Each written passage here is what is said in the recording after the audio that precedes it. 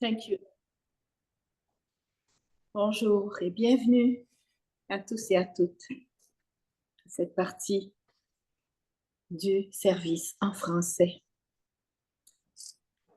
Je vais essayer de ne pas être trop longue aujourd'hui. On va parler un petit peu de l'apitoiement. Pour guérir intérieurement, il est important de relever ses épaules, d'avoir une belle attitude et de regarder droit devant afin de sortir de n'importe quelle tourmente.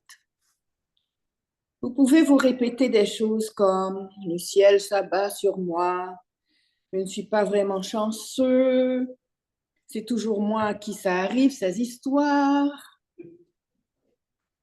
ou « ce n'est pas ma faute, je suis né pour ça ».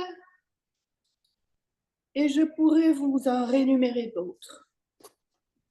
Toutes ces phrases que vous entretenez ne font que vous garder dans cette situation d'apitoiement sur vous-même. Vous pouvez vous responsabiliser au lieu de vous placer en position de victime. Ceci favorisera à la fois votre évolution personnelle et votre processus de guérison intérieure. Se plaindre continuellement des circonstances vécues nourrit un malaise émotif. Entretenir chaque jour la fausse croyance que la difficulté auquel vous faites face aujourd'hui sont en fait causées par votre passé douloureux. Voilà qui donne beaucoup de pouvoir à vos vieilles blessures et à toutes les émotions qui s'y rattachent. Tout comme l'amour, le mal peut vraiment rester si on l'entretient. Alors, empressez-vous de développer de la résilience au lieu de vous plaindre constamment. Il est temps de laisser derrière vous les choses qui vous ont fait du mal, car vous n'y pouvez rien de toute façon. L'apitoiement, c'est prendre une situation de la vie qui est survenue à un moment précis et la rendre responsable de ce qui nous arrive aujourd'hui et pour les mois à venir, et même des fois durant des années pour certains.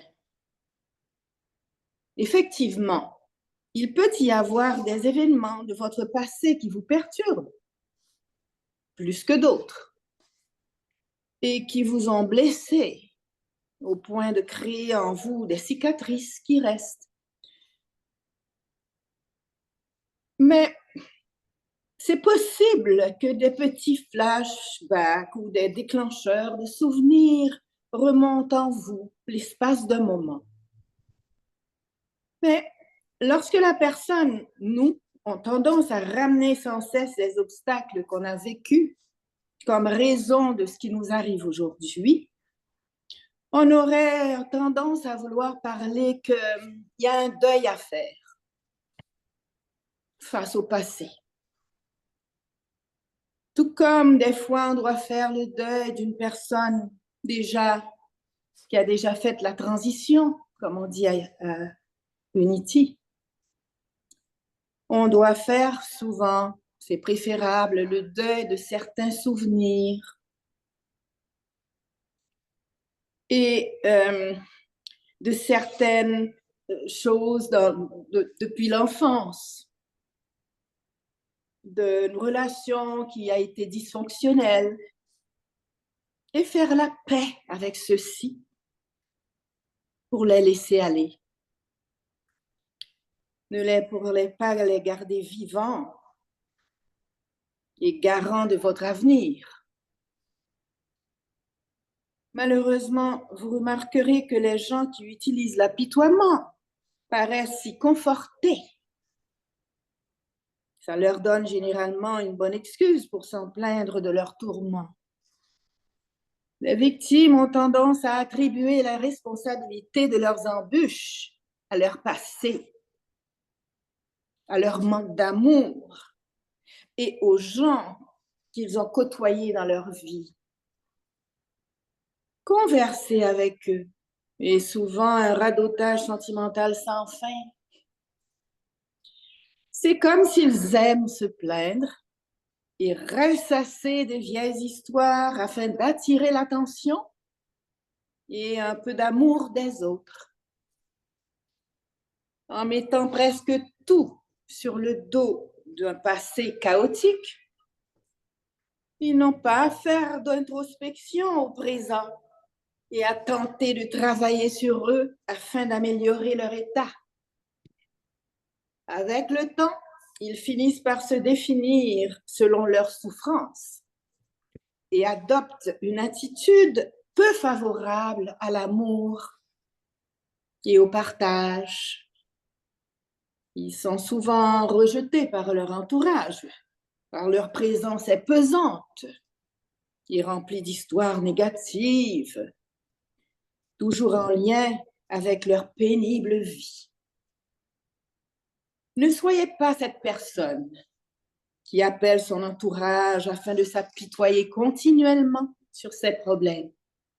Soyez conscient que vous êtes responsable de votre bonheur. Laissez au passé ce qui lui appartient et prenez la pleine responsabilité de votre présent. Vous savez, nous vivons tous des chagrins et des déceptions en cours de route. Mais faites attention à ne pas les entretenir trop longtemps en les racontant constamment. Chaque partie de notre histoire a existé et a laissé des traces. Mais sachez tourner la page et passer au prochain chapitre, comme notre vie n'est pas seulement histoire du passé. Nous pouvons la créer d'instant en instant, maintenant. Alors, je vous demanderai de fermer les yeux un peu, un moment, et on va penser à on a trois pensées qu'on peut intégrer ou entretenir, qu'on a déjà peut-être en soi ou qu'on peut adopter. La première, c'est pour la direction. Être dans le silence, c'est très important. Ça nous permet d'entendre l'Esprit divin qui nous habite et qui nous apprend, nous permet de faire confiance et à suivre fidèlement la direction de l'ordre divin.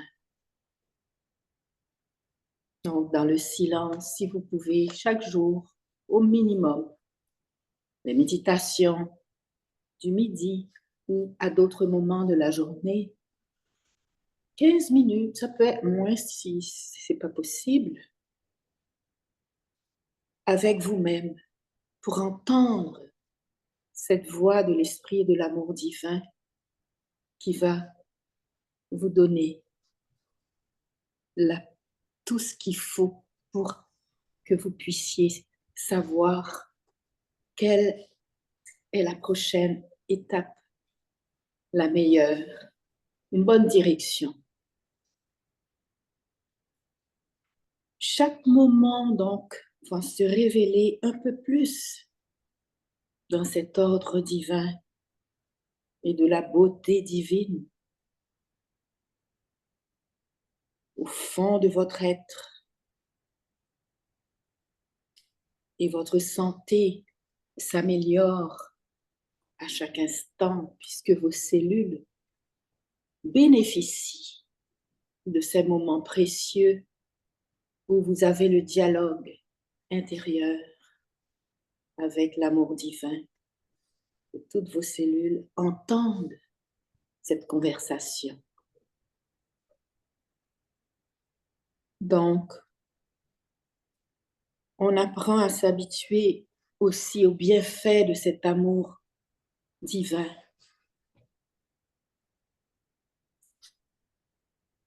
Tout ce qui se déroule pendant nos journées sera dans une atmosphère de joie et d'amour.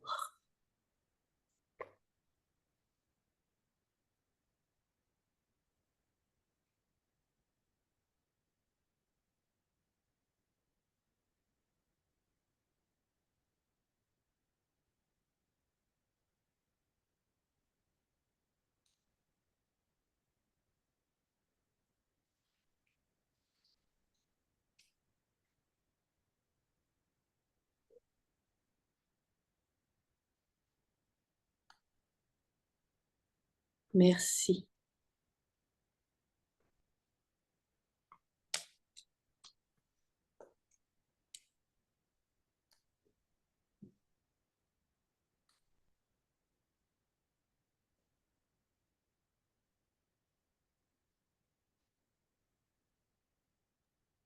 Au revoir. Passe une belle journée. Oui, Élise, bonne journée. Bonne Merci. journée. Merci à tout le monde. Révérende Rosemary. À bientôt. Oui. Ah.